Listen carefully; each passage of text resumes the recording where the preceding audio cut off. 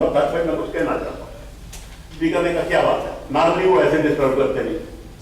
उन्होंने कहा सब ऐसा है, इधर से 3-4 बार सवाल पूछ चुके हैं ऑनरेबल मेंबर्स ने, और हर बार मिनिस्टर ने अपनी वाइफ को कोट किया है। Now his wife has become the property of the house.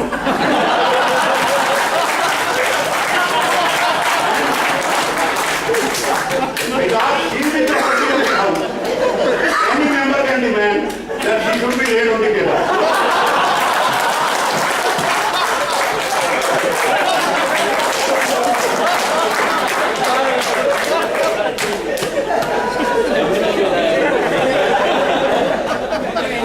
अभी इसको सबने इंजॉय किया, उस मिनिस्टर ने भी इंजॉय किया, इन्हें बोला नहीं माना इसको।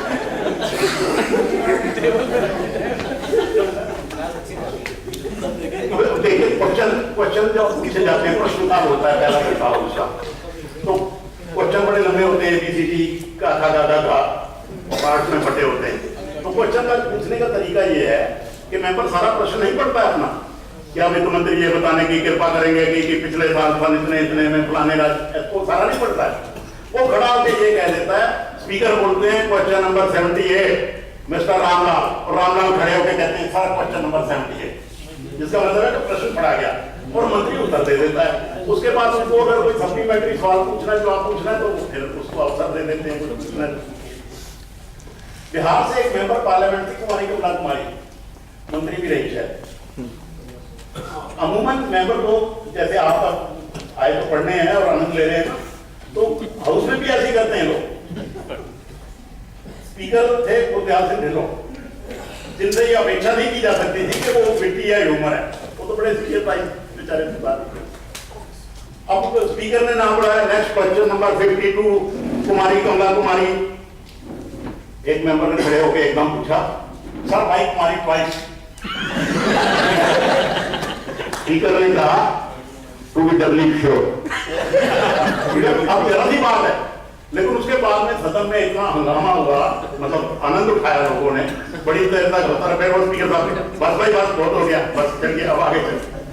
मैं ये कह रहा हूँ कि ये जो हास्यवृत्त के पुट हैं जो सदन में आते हैं, उनको पसंद किया जाता। अभी राज्यसभा में एक मेंबर थे पीलू मोदी, आपने नाम सुना, मैंने तो उनको देखा, मेरे जैसे 18-20 मिलके वो पीलू मोदी बनते थे।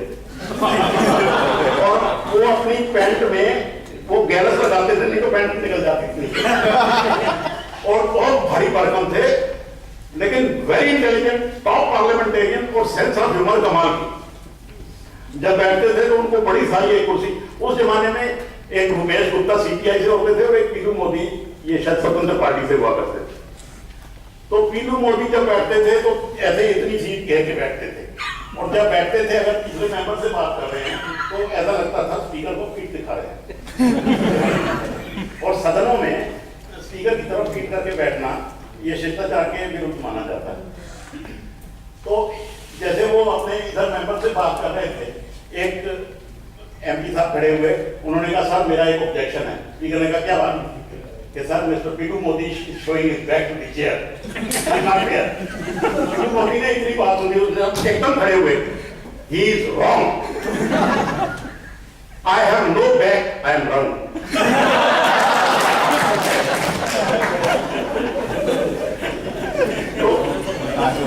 भी तो मजाक झेलने की वो चाहिए ना।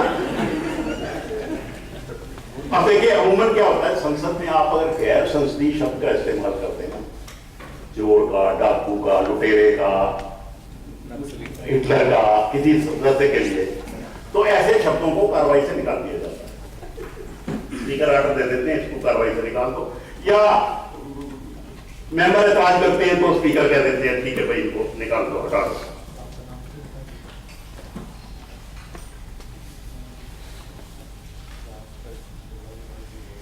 एक मेंबर ने कांग्रेस पार्टी के लोगों पर एतराज लगाया कि साहब half of the members of this Congress party are on the payroll of Birla and Tata. और कांग्रेसी उठ के खड़े हो गए, उन्होंने कहा कि ये माफी मांगे और शब्द वापस ले।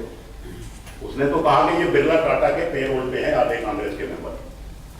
तो उसने कहा, स्पीकर ने भी कहा भाई दिस इज नॉट फेयर, आपका ये गलत है, आप मेंबरों को टार्निश कर रहे हो कि आधे मेंबर इस पार्टी के टाटा बिरला के पेरोल पे। साहब खड़े हुए, उन्होंने कहा sir I take my words back, half of the members of Congress party are not on the payrolls of Congress. अब बात तो वही हो गई ना, अब वो मैंने सॉरी बोल दिया, मैंने वापस ले लिया, मेरी तरफ से माफ कर। एक मेंबर थे, आपने सुना हो आचार्य कृपलानी, बुजुर्ग थे, कभी कांग्रेस के प्रेसिडेंट भी रहे थे। उनकी पत्नी थी सुचेता कृपलानी। आचार्य कृपलानी बुजुर्ग नेता थे और बहुत अच्छा बोलते थे सदन में। आखिर के दिनों में वो प्रजा सोशलिस्ट पार्टी में थे, विपक्ष के नेता, और उनकी बीवी सुचेता कृपलानी वो कांग्रेस पार्टी में ही रही। आचार्य कृपलानी जब अपने भाषण में बोलते थे लोकसभा में तो बड़े भारी प्रहार करते थे रूलिंग पार्टी पर।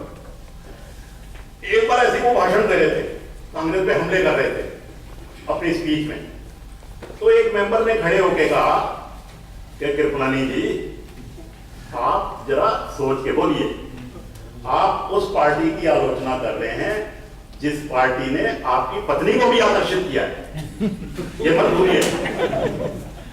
तो कृपलानी जी, मैं अंग्रेजी में बोल दूं क्योंकि उन्होंने अंग्रेजी में बोला था, आपने तो हिंदी में बोलते थे। कृपलानी जी ने कहा all these years I have been, देखिए शब्द इस्तेमाल हुए थीफ, स्काउंड्रल, गुंडा, चोर, और हाउस में से कटे नहीं, प्रोसीडिंग में से काटा नहीं गया, किसी ने कहा भी नहीं गया काट को। कृपलानी जी ने कहा कि मैं आज तक ये सोचता था कि ये कांग्रेस पार्टी में चोर है, लेकिन आज मैं अंग्रेजी बोल देता हूं, समझ जाएंगे। All these years I have been thinking that Congress party is a party of thieves, but today I am convinced it's not a party of thieves only, it is a party of scoundrels who run away with others' wives. मतलब ये ऐसे लोगों की party है जो दूसरे की बीवियों को भगा के ले जाते। किसी ने ऐतराज नहीं किया, किसी ने बुरा नहीं माना, और ये स्काउंड्रल और थीव वर्ड ये कार्रवाई में अभी मौजूद है। तो मेरा कहने का मतलब किस कंटेक्स्ट में कोई शब्द बोला गया है, उस कंटेक्स्ट में वो शब्द रह जाता है, और बाद में वो कृपलानी जी को लोग कांग्रेस वाले कहते हैं भाई कृपलानी जी आपने कमाल कर दिया, तो मुबारकबाद देते हैं। तो मेरा कहने में शुरू वहीं से हुआ था कि अपनी स्पीच को जो आपके सांसद की हो तो उसको जायकेदार बनाइए, मसालेदार बनाइए, उस ब्रेड पे चटनी लगाइए, उसमें तड़का लगाइए, कहीं ना कहीं कुछ उधरत करिए, कोई चौपाई करिए, कोई विवेकानंद करिए, कहीं कोई भी प्रसंग करिए। एक और मैं आपको इम्पोर्टेंट टिप्स देने चाहता हूं, जो लोग समझते नहीं है, एमपी लोग भी नहीं समझते हैं। वो क्या करते हैं, जब सेशन होने वाला होगा, वो सेशन होने वाला है, अरे यार 2 जोड़ी कपड़े और नए से बात करो, अरे भाई आपको बुला कौन रहा है सेशन में? सेशन का एजेंडा 15 दिन पहले तय हो जाता है। ये लोग वो भ्रांति में रह रहे हैं जो समझ रहे हैं पार्लियामेंट सेशन है जी मेरे को जाना है, अरे यार तुझे बुला कौन रहा है? तूने किस चीज का नोटिस दिया जो तुम्हें बुलाया थे? एजेंडा तो तय हो चुका, किस दिन कौन सा मुद्दा हाउस में आएगा आपको डाक आ जाती है, महत्वपूर्ण संसदीय वो खाकी कागज में आपके पत्र आ जाते हैं सारे, उसमें लिखा हुआ है किस दिन क्या होना है। जब आपने नोटिस ही नहीं दिया, किसी चीज पे चर्चा ही नहीं मांगी है, आपने क्वेश्चन ही नहीं पूछे, आपने कोई प्राइवेट मेंबर बिल का नोटिस नहीं दिया, कोई रेजोल्यूशन नहीं दिया, संकल्प नहीं दिया, आपको क्यों बुलाएगा स्पीकर? और क्या आपका योगदान रहेगा उसमें? एजेंडा तो तय हो चुका, किनके नाम से क्या आइटम लगेगा ये तय हो चुका। तो एजेंडा उस दिन तय हो जाता है जिस दिन आपको समन्स मिलते हैं। एक तो समन कोर्ट से मिलते हैं और एक समन सदन की मीटिंग के भी समन्स उनको बोलते हैं। जिस दिन आपको सूचना मिलती है कि सत्र फलाना, बल्कि आप सूचना का भी क्यों इंतजार करो, कैबिनेट की मीटिंग हुई कि फलाना पार्लियामेंट का सत्र फलानी तारीख से होगा, तो आपके जितने तीर कमान हथियार जो एम्यूनिशन बारूद है वो रेडी होना चाहिए कि इस सत्र में हमने ये ताकना है, सारे आपके प्रश्न रेडी हो। अरे आप इंटरसेशन में लिख के रखते हो, इकट्ठे करते हो, सिर्फ जमा ही तो तभी कराने हैं जैसे सूचना आएगी सत्र की। तो इसलिए ये मैंने दिल्ली में जब मैं पहली बार आया, या पहली बार जो लोग एमएलए बने थे और वो नए नए सूट पहन के आ जाते थे, मैं कहा तुम्हें बुला कौन रहा है, एजेंडा तो तय हो चुका, तुम क्या कॉन्स्टिट्यूंसी भी जाएंगे, भाई आज तो सेशन है मेरे को जाना है। अरे भाई तू बोलेगा ही तेरे को जाके क्या करना है? तो मेरा कहना ये है कि एजेंडा क्योंकि 15 दिन पहले तय हो जाता है, वो एजेंडे में कोई ना कोई आइटम आपके सांसद के नाम से लगा हो, तो उसके लिए जरूरी है कि 15 दिन पहले आपकी सूचना लोकसभा सचिवालय को जाए। कि मेरा सांसद ये प्रश्न पूछ रहा है, ये सवाल उठा रहा है, ये तभी तो आपके नाम से लगेगा ना। तब आप उसको आपके नाम से ना लगा, मान लिया 4 लोगों के नाम से लगा, उसमें एक आप ही हैं, तो आपको as a matter of right बुलवाया जाएगा उस विषय पर बोलने के लिए। नाम क्लबिंग से भी फायदा होता है।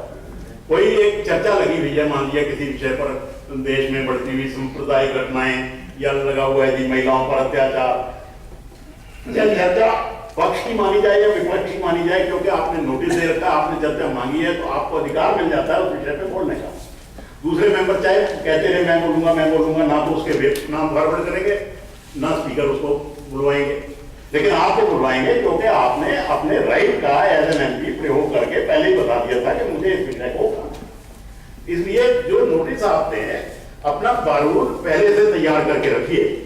ये मत सोचिए कि तो हो कल सेशन है, अरे भाई कल सेशन है, आपने क्या करना है, एजेंडा क्या है, आपका रोल कब है, तो आपने 15 दिन पहले ही ये सारी सूचनाएं दे रही होगी। भर दीजिए लोकसभा सचिवालय को से। फैक्ट तो ये है कि जैसे ही समन इशू हो, भाई लोकसभा की मीटिंग बुलाना होगी, कैलेंडर ऑफ सिटिंग आ जाता है आपके पास, तो आप लोकसभा का दफ्तर भरते हैं जो आपने लिख रखा है। इसका मतलब है जो आप लिख के रखेंगे, चाहे प्रश्न हो या चर्चाएं हो, जो भी, वो आप पहले जमा करा दें। वो फार्म हर तरीके के बने हुए हैं उसमें। हाँ, एक बात और, आप नए आदमी को दिक्कत आती है, ये विषय बड़ा भारी तकनीकी है, इसमें एक पॉइंट पे इसमें टेक्निकल इश्यूज इन्वॉल्व है, वो समझना मुश्किल है। हमें तो 35 साल में अभी नहीं आया, फिर किताब पढ़ते हैं यार, इसका मतलब क्या है। तो जो लोकसभा में कार्यरत हैं कर्मचारी, वो सबसे अच्छा गाइड है, उसका कोई मुकाबला नहीं है। आप उनसे कंसल्ट करिए और वो आपको सही राय देंगे, मिसगाइड नहीं करेंगे कभी भी कि यार मैं ये उठाना चाहता हूँ। पहली बात तो ये है कि पुरानी जो प्रश्न है, क्वेश्चन है, रेजोल्यूशन है, मोशन है, वो आपको बढ़ते रहते हैं, आप सिर्फ उसको ध्यान नहीं देते क्योंकि वो आपको बड़ा बोरिंग लगता है। लोकसभा कार्रवाई क्या, तो हाँ भाई तेरी एप्लीकेशन क्या है, आपको ज्यादा इंटरेस्ट लेंगे। लेकिन सदन की कार्रवाई के लिए तो वो जो लोकसभा से आपके पास डाक आती है संसद के लिए, आपके सांसद के पास तो समय हो नहीं सकता, उसके लिए आप संसद को दोषी मत कराइए, बल्कि उस पर तो दया कीजिए कि बेचारे पर इतना समय भी नहीं है कि आगे बढ़े। तो वो काम आपको करना है उसके लिए। तो पार्लियामेंट्री पेपर्स पढ़िए, और वो जो शब्दावली उसमें यूज होती है, अब देखिए उसी शब्दावली का प्रयोग करें जो जैसे मैंने कहा समान इशू होते ही, समान इशू होते हैं, उसकी बैठक की मीटिंग वगैरह के लिए जो यूज किया जाता है। एक और देखिए, चलो वो क्वेश्चन में बताएंगे, अभी छोड़िए, विषय से भटक जाएंगे नहीं। जो प्रेस में घटना कोई हुई हो, फौरन नोटिस दीजिए उसका। मान लिया रेलवे एक्सीडेंट हुआ, लिख के पुराना कुछ हेल्प ले लीजिए, किसी बाबू स्टाफ की ले लीजिए, तो पुराना को देख लीजिए कि उत्तर प्रदेश के फलाने जिले में रेल दुर्घटना में हुई मोड़ से उत्पन्न स्थिति पर फलाने रेल मंत्री के का ध्यान आकर्षित करना चाहता हूँ, इसको बोलते हैं कॉल अटेंशन, ध्यान आकर्षण प्रस्ताव। मैं ध्यान आकर्षण करना चाहता हूँ, आपने नोटिस दे दिया। इसी तरह के नोटिस मान लिया 11 और एमपीओ से आगे, अब वो 12 एमपीओ के नाम आएंगे, भाई ये 12 एमपीओ ने मंत्री का ध्यान आकर्षण किया है इस मसले की तरफ, तो ये एडमिट हो गया। आप क्रेडिट ले सकते हैं, भाई मेरा कॉल अटेंशन नोटिस एडमिट हो गया है। मंत्री जब जवाब देगा उसका, तो उसमें आपको भी एक आध सवाल मंत्री से स्पष्टीकरण पूछने का अवसर मिल जाता है, क्योंकि आप भी नोटिस देने वालों की सूची में। और यह भी हो सकता है कि वो ध्यानाकर्षण प्रस्ताव लगे ही सिर्फ आपके नाम से, तब तो आपकी पब्लिसिटी हो गई, फिर तो प्रेस भी आपको ढूंढेगी, फोटो भी छाप देगी, एक इंटरव्यू कर देगी, अच्छा आपने मुद्दा क्यों उठाया, है नहीं। और आपका अपनी कॉन्स्टिट्यूंसी को, अपनी पार्टी को, ये आपका उत्तरदायित्व है एज मेंबर ऑफ पार्लियामेंट। इसमें हालांकि पार्टी पिक्चर में नहीं आती है, कहीं कोई घटना हुई, आप मंत्री का वो पार्टी पे ज्यादा डिपेंड मत करिए, पार्टी की तरफ बार बार जाने की जरूरत नहीं है, जब तक कोई नीतिगत मामला बीच में ना आया हुआ हो। ये पार्टी वालों को मत बताना। अब देखिए साहब, जो मेंबर ऑफ पार्लियामेंट है वो इतना व्यस्त आदमी है बेचारा कि उस पर दया है। अब ये मत कहना वो दया कर रहा था। आप सब लोग एमपीज के साथ काम करते हैं, मैंने भी 35 साल एमपीज के साथ ही इनको देखा है, एमएलए को भी देखा है। ये इतने व्यस्त लोग हैं, बल्कि इनको व्यस्त कर दिया गया है, पहले नहीं थे। देखिए कोई बिजली, सड़क, पानी, स्कूल, अस्पताल, rail ticket, bus ticket, sewer jam, school admission, college admission, जल भराव, अनाधिकृत निर्माण, पुलिस, बाढ़, नाव पलटरी, कार्यकर्ताओं की समस्याएं उद्घाटन करना है, किसी को नौकरी चाहिए, किसी को ठेका चाहिए, हर काम के लिए एमपी या एमएलए। और अब तो हालत यह है कि मुझे एमएलए और एमपीओ ने बताया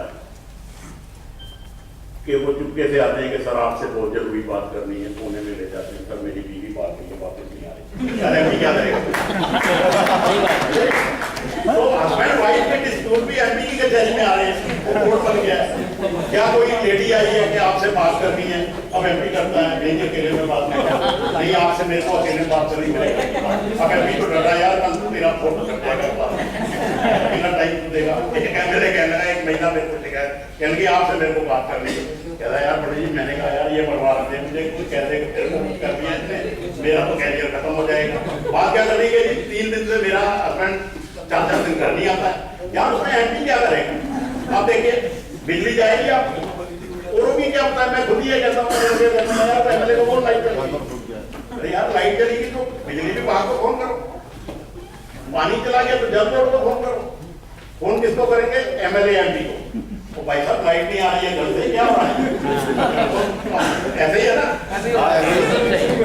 अच्छा और देखिए लाइट गई नहीं और आपका फोन गया नहीं उधर, अच्छा मैं करता हूँ भाई साहब लाइट नहीं आ रही। अब वो एक किस्सा बताता हूँ आपको, ये दिल्ली का ही है, वो एमएलए साहब जन्ना बाहर गए थे, वो थोड़ा उनकी आवाज कड़क है, वो किसी ने अच्छा कार्यकर्ता तो लाइट जाते ही वो तो समझता है कि एमएलए मेरा नौकर है, कहता भाई साहब यहाँ लाइट नहीं आ रही, आप मजे से सो रहे हो, कहाँ है भाई, कौन सी कॉलोनी है? फलानी कॉलोनी में। कहाँ से गई है? कहती ग्रिड से तो गई नहीं है, लगता है खंबे से गई है। एमएलए ने कहा तो यार मैं खंबे पे चढ़ूंगा क्या? बस ये कहना था, उन्होंने फोन काट दिया। अगले चुनाव में सारी कॉन्स्टिट्यूंसी में ये पोस्टर लगे कि ये एमएलए तो कहता है मैं खंबे पे चढ़ के बिजली ठीक करूंगा, इसे वोट नहीं देना, और वो बेचारा चुनाव आ गया। जब उसे बिजली ठीक करनी आती नहीं, सिर्फ वो पदवी से बोल गया कि यार मैं खंबे पे चढ़ के, मतलब पब्लिक ये चाहती है कि मेरी हर समस्या का समाधान एमपी और एमएलए करेगा। किसी का कोई पुलिस में बंद है, चलो जी ऐसा को फोन करो, भाई साहब ये अपना आदमी यार छोड़ देना यार, देख लेना यार, ठीक है। अगर बंद नहीं है तो भाई साहब इसको बंद कराना यार, इसको बंद करो, या तो छुड़वाओ या किसी को बंद करो, है नहीं? इसी टाइप के काम आते हो शायद आपके पास। तो वो कई बार तो समझ नहीं आता, एक कह रहा है इसको बंद करो, दूसरा ग्रुप आ जाता है इसे छुड़ाओ। अब ऐसे में एमपी की सिचुएशन देखिए, वो क्या करे, किसके लिए करे? अच्छा ये भी नहीं कह सकता है कि भाई साहब ये मेरा काम नहीं है यार, तुम पुलिस में रोज रोज किसे रखोगे, तो मैं उसमें क्या करूंगा? ये मैं आपको एक किस्सा सुना रहा हूँ।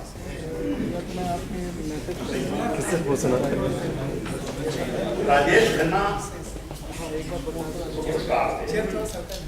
एक शाम को मुझे वो कुछ बात तो मिलती जुलती है, प्रसंगिक है, ये आ गया फिट हो गया बीच में, जो मैं आपसे कह रहा था ना कि आप जो ठोके अपनी स्पीच में कहीं उसको प्रसंगिक बना। तो राजेश खन्ना का फोन आया, तो इन्होंने पहले तो मैं हैरान हुआ, राजेश खन्ना मेरे से बात करेंगे, हम बाबू आदमी हमारी क्या औकात है कि ओके आप एसपी बोल रहे, मैं बोल रहा हूँ सर राजेश खन्ना जी बात करेंगे, और मैं क्या मेरे से क्या सर आप एसपी चेयरमैन, मैं क्या क्या आप विधानसभा के सेक्रेटरी, मैं क्या है आपसे ही बात करेंगे। मैं काफी टेंशन लेके हो गया, मैं पता नहीं क्या बात है। तो उन्होंने कहा शर्मा जी क्या हाल है, खैर बातें कुछ और हुई, तो हुआ है कि उन्होंने कहा यार आप तक मेरे करा सकते हो, मैं कह जी मैं हाँ कि ये मैं पुरानी जगह साउथ दिल्ली के कॉलोनी का नाम दिया, वहाँ कि 3 बजे आ जाओ, मैं 3 बजे में दफ्तर जा रहा हूँ और आजकल 3 बजे बड़ा काम है मुझे, क्योंकि मैं राज्यसभा का चुनाव हो रहा है और मैं चुनाव अधिकारी हूँ, वहाँ आते हैं कैंडिडेट अपना अपना फार्म भरने। तो मैंने कहा जी मैं 6 बजे से पहले खाली नहीं हूँ, कि नहीं मैंने किसी और को भी बुला रखा है, तो आप चलो 5 बजे आ जाना। मैं कहा मैं आऊँगा 6 बजे। अब मैंने फोन तो रख दिया, मैं सोच रहे यार ये आदमी मेरे को क्यों फोन कर रहे हैं। अब मैं बड़ी देर सोचता रहा, मैं करीब ही 10 बजे जाके क्या क्या बाबू आदमी हो। जब मैं बड़ी देर सोचता रहा और मैंने कहा आपने उसको जवाब भी दे दिया भाई मैं आजकल बहुत व्यस्त हूँ क्योंकि कैंडिडेट नॉमिनेशन भरने आते हैं राज्यसभा का और मैं चुनाव। ओहो, फिर मेरे को 1 घंटे बाद ध्यान आया यार ये आदमी राज्यसभा का इलेक्शन लड़ रहा है, ये तभी मेरे को याद कर रहा है, नहीं तो क्यों मुझे अपने घर बुला रहा था। हमने तो राजेश खन्ना को सिर्फ कॉलेज से भाग भाग के पिक्चरें देखी थी, पर मैं इनके यहाँ गया तो अब मैं कन्विंस हो गया, मतलब फायदा सोच के कि नहीं हो ना हो राजेश खन्ना को राज्यसभा का टिकट मिल रहा है। और उसी संदर्भ में वो मेरे से बात करना चाहते हैं कि क्या क्या डॉक्यूमेंट चाहिए होंगे और यार टेक्निकल ग्राउंड पे तो मेरा नॉमिनेशन मत चेक कर देना, कुछ पटा रहे होंगे मेरे को और हम तो पढ़ने को तैयार है, कुछ पटाओ तो सही।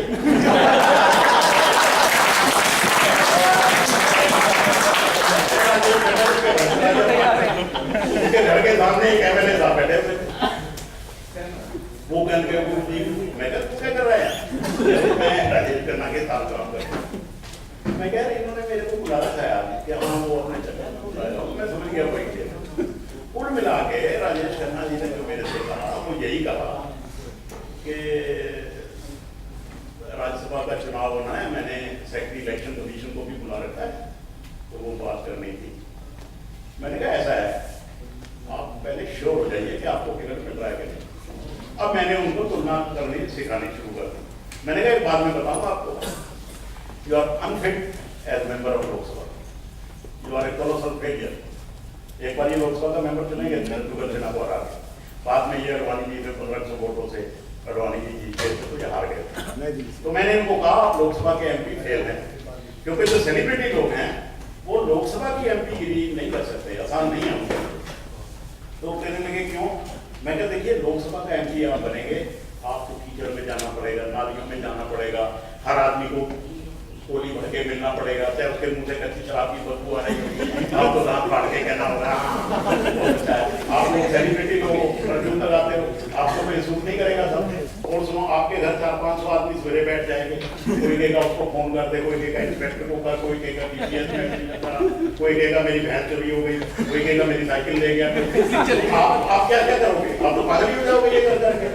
तो मैंने कहा sir my humble submission is you are totally unfit as member of Lok Sabha, और अगर पार्टी आपने आपको इशारा किया है कि आपको राज्यसभा में भेजना है तो आप ये यकीनन मान के चलिए ये आपकी लड़ाई है। पूरी ताकत लगा दो कन्वेंसिंग करने में, क्योंकि आपकी पार्टी में होता ही है जो सबसे आगे चल रहा होता है, पता लगता है वो बाहर आ गया और पीछे से कोई आगे निकल जाता है। यही होता है, कहने यार हाँ ये तो बात नहीं है। मैंने कहा दूसरी बात ये सोचिए, लोकसभा और राज्यसभा के एमपीओ के वेतन भत्ते शक्तियां उन्मुक्तियां बिल्कुल एक है, एमपी फंड भी बराबर है। राज्यसभा मेंबर के यहाँ कोई नहीं जाता है, उसे आराम है, उसे पब्लिक से कोई मतलब नहीं है। तो आप अगर ये बन जाओगे पहली। अच्छा दूसरी बात ये देखिए, लोकसभा 5 साल की है, ये भी नहीं पता 2 साल में भंग हो जाए, काट गई 2-2 साल में भी भंग हुई है। मैं कहा राज्यसभा 6 साल पक्का है, एक बार आप बन गए तो पता लिखवा लिया आपने 6 साल का। और आप अगर 6 साल काम चलाओ ठीक ठाक चल गए तो हो सकता है पार्टी आपको रिपीट भी कर दे, 6 साल और पक्के हो जाए। तो राजेश खन्ना को बात समझ, कहते यार आप तो बहुत समझदार। मैं क्या समझदार नहीं हूँ, मैं आपको समझा रहा हूँ। तो आप इसके पीछे पूरी ताकत लगा। उस दिन के बाद तो मैंने जब उनको अंदर बताया कि लोकसभा एमपी बनने और राज्यसभा एमपी, मुझे नहीं पता मैं किसी राज्यसभा एमपी के यहाँ कभी नहीं गया, पर मेरा ख्याल है कि राज्यसभा एमपी के पास वो प्रेशर नहीं है जो लोकसभा एमपी के पास। जी जी सही है, बिल्कुल सही सर।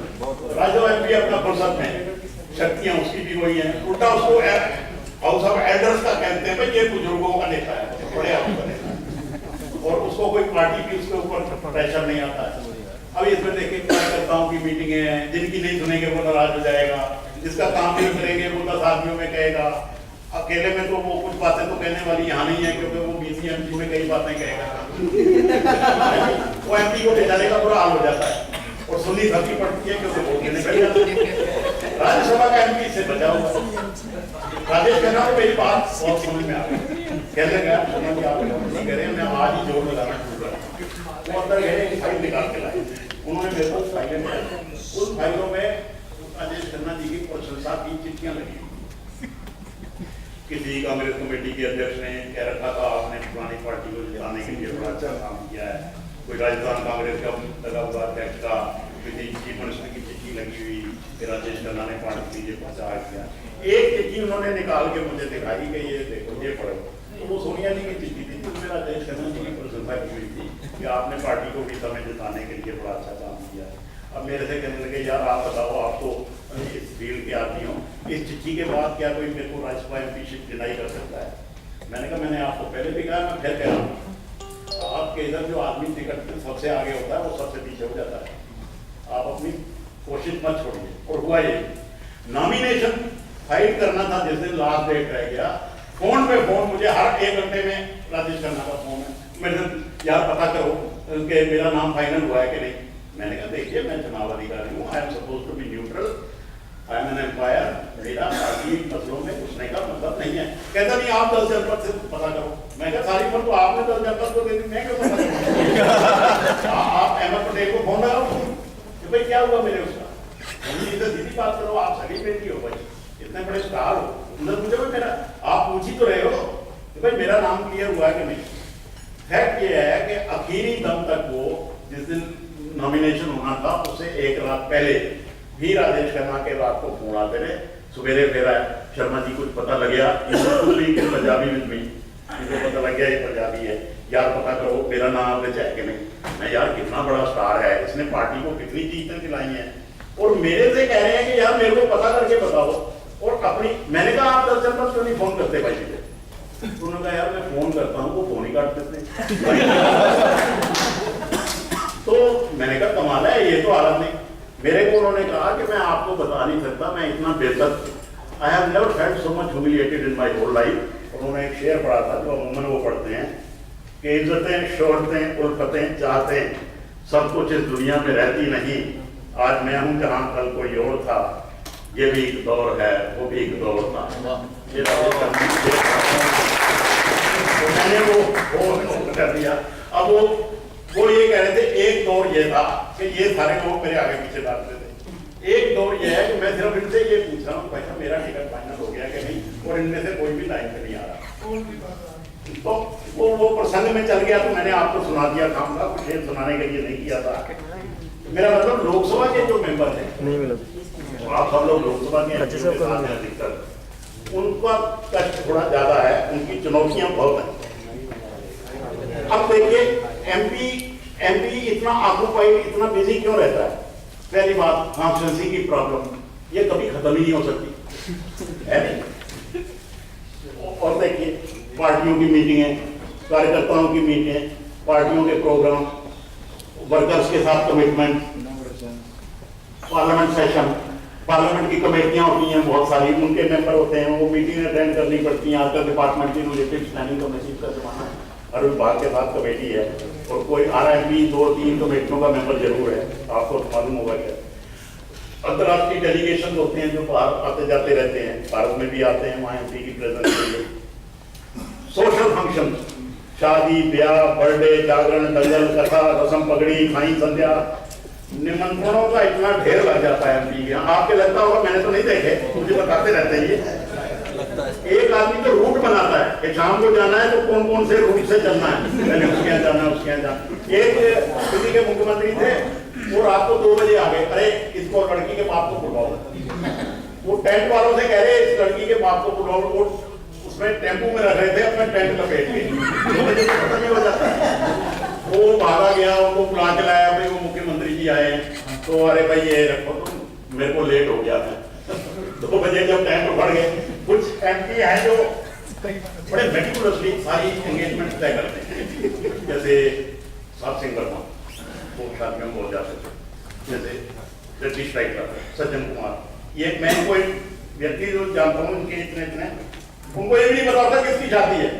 एक MLA था, मैंने वो 3 चुनाव लगातार सिर्फ इस बात से जीत गए कि उन्होंने अपने कार्यकर्ताओं को एक भाई जेड़ा भी पंजाबी है